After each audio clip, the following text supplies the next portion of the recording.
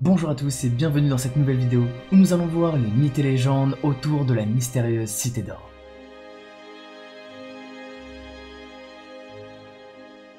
Connue depuis de très nombreuses années, cette légende aura même donné lieu à un dessin animé très célèbre que vous connaissez sûrement, nommé les Mystérieuses Cités d'Or.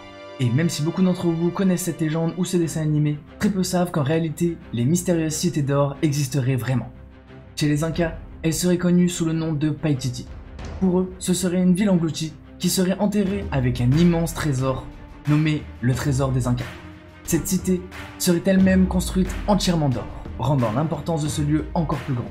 Pour reprendre du début, cette légende va commencer au XVIe siècle, lorsque l'empereur Inca va être fait prisonnier par les Espagnols. En échange de sa libération, l'empereur Inca va commettre une terrible erreur. Il va leur proposer une immense quantité d'or.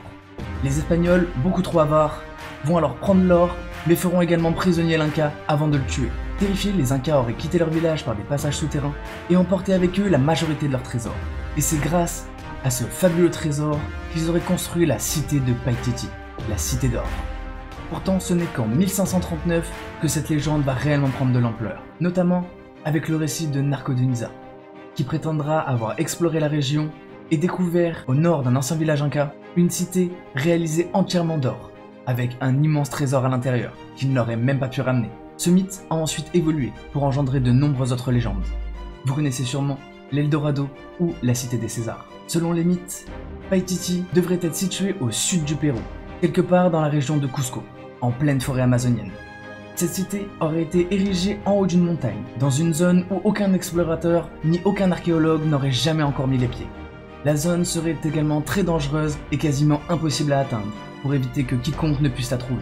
Et avec les récentes découvertes, on peut bien affirmer que les Incas sont réputés pour construire des cités difficiles à trouver et difficiles à atteindre. Beaucoup d'entre elles n'ont encore jamais été redécouvertes de nos jours et restent pour le moment à l'ordre de mythes et légendes. Ces dernières années, de nombreuses découvertes ont été faites en lien avec la cité d'or et Paititi, qui pourraient étayer et confirmer cette légende.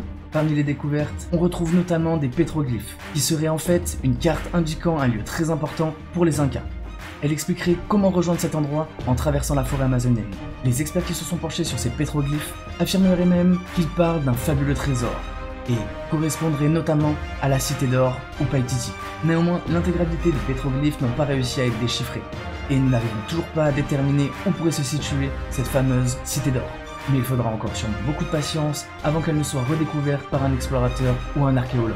Mais peut-être qu'avec les technologies actuelles, nous la trouverons plus facilement. Parmi les explorateurs les plus récents qui ont essayé de la chercher, on retrouve notamment Thierry Jamin, qui a essayé depuis 2009, pour asseoir sa réputation, de découvrir la localisation de cette fameuse cité d'or.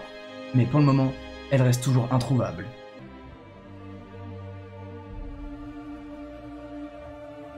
Les vallées de Nazca est un immense plateau désertique qui porterait les marques d'une ancienne civilisation disparue il y a plus de 2500 ans, nommée les Nazca. Dans cette région désertique, on aurait retrouvé des lignes et des formes de plus de 500 km². Ces lignes représenteraient des formes géométriques, des animaux ou encore des plantes, et elles seraient visibles seulement depuis le ciel. Les premières lignes de Nazca ont été découvertes par hasard au début du siècle, lorsqu'un avion aurait survolé la zone. Ce seront plus de 18 représentations animales qui seront identifiées comme gravées dans le sol. Ils vont réussir à retrouver la forme d'un singe, une araignée et un oiseau, dont certaines lignes pouvaient même atteindre jusqu'à plus de 1 km de long. Mais si ces formes ne sont visibles que depuis le ciel, une réelle question vient se poser. Comment, pour qui et pourquoi ils ont fait ça? Les spécialistes qui se sont penchés sur le sujet n'ont pas réellement réussi à déterminer d'explications convaincantes. Pour le moment, pour eux, tout reste de l'ordre de l'hypothèse et certaines sont très extravagantes. Certaines vieilles légendes racontent que ces lignes ont été faites par un peuple qui pouvait voler. Or, à l'époque des Nazca, personne ne savait voler. Certaines théories vont donc dire qu'il s'agit d'extraterrestres ou d'une ancienne civilisation qui ne venait pas de notre planète. Certaines lignes forment même d'immenses pistes, et elles auraient pu être utilisées par cette ancienne civilisation pour atterrir sur notre planète. D'autres théories vont se pencher sur une forme étrange nommée l'homme extraterrestre. Cet homme saluerait les espèces qui viendraient sur notre planète et serait proche d'une immense ligne qui pourrait servir de piste d'atterrissage. Les traditions Nazca, quant à elles, proposent des hypothèses bien différentes. Pour eux, cela pourrait être un immense calendrier solaire qui reflèterait les astres. Pour d'autres Nazca, il s'agirait simplement de canaux d'irrigation, qui auraient été très utiles dans cette zone. Et pour d'autres, ces figures auraient simplement pu être des symboles religieux, qui auraient servi dans plusieurs rites. Grâce aux avancées technologiques de ces dernières années, les spécialistes auraient découvert plus de 200 hiéroglyphes différents. Et au total, on compterait actuellement plus de 350 hiéroglyphes dans le désert de Nazca. Les différentes expéditions et fouilles qui ont été menées dans la région ont permis de découvrir des pots d'argile, mais pour le moment aucune date précise n'est annoncée. Cela pourrait être entre -100 et -300 avant Jésus-Christ. Malgré tous leurs efforts, il n'y a pas encore d'explication convaincante. Et les lignes restent une énigme pour tous les spécialistes qui se sont penchés sur le sujet. Quoi qu'il arrive, personne ne peut enlever qu'il s'agit d'un trésor archéologique laissé par un ancien peuple qui voulait immortaliser les traces de leur savoir. Même si leur message est inscrit dans le sol, pour le moment personne n'a réussi à révéler leur secret.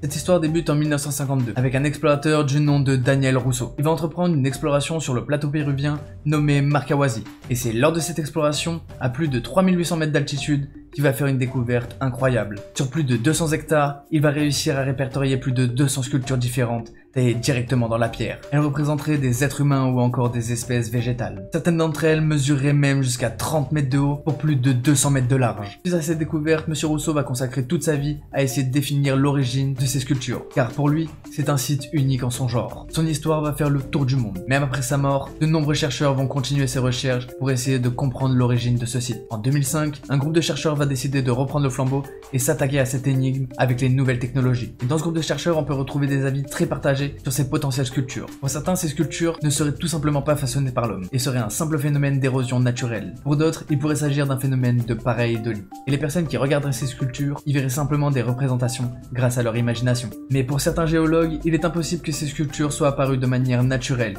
et sur la même période. Grâce à ces géologues, ces sculptures auraient pu être datées à plus de 100 000 ans. Mais il y a un gros problème, c'est que si ces sculptures ont été édifiées il y a plus de 100 000 ans, quelle civilisation aurait pu les édifier? Pourtant, certains chercheurs ont même trouvé des similitudes entre les sculptures présentes sur ces lieux et d'autres sculptures dans le monde. Pourtant, il serait impossible pour une civilisation aussi ancienne d'avoir voyagé dans le monde entier. Il serait impossible qu'ils soient au courant de ce qui se passait dans le reste du monde. Il y a plusieurs hypothèses extraterrestres qui vont être apportées, notamment parce qu'on pourrait retrouver exactement le même visage que celui qu'on aurait photographié sur Mars. Or, nous savons maintenant que pour le visage de la planète de Mars, il s'agissait uniquement d'une pareidolie. Une chose est sûre, il n'existe encore aucune explication rationnelle sur ce site, et il n'a sûrement pas encore livré tous ses secrets.